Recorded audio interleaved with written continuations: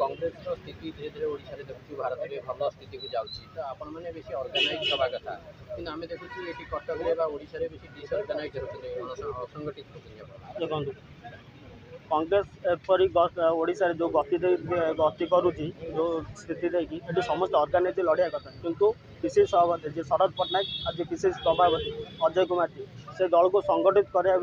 बदल से खंड खंड करके मनमानी चल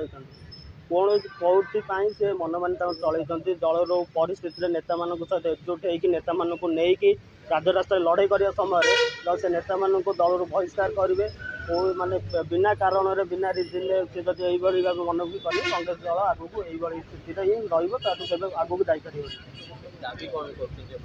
दाबी रही प्रथम तो कटक जिला छात्र मंचर जो काली आम कटक जिला सभापति मानस भाई को मानस चौधरी महोदय को जो बिना स्वार्थ को ये करके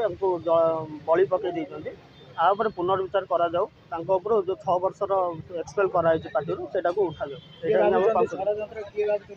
षड्यंत्र यह गोटे मुष्टिमय गोष्ठी अच्छी जे कि कांग्रेस दलर आगु को जो जीवार प्रयास जो मैंने सब कर संगठित करने युव छात्र को समस्त संगठित कर चाहते से देहर यहाँ जाऊनी किसी मुष्टिमय गोष्ठी अच्छा ना तो नेबिनी आपण मैंने भी जानी से विषय में आगु आगामी दिन में जदि यार न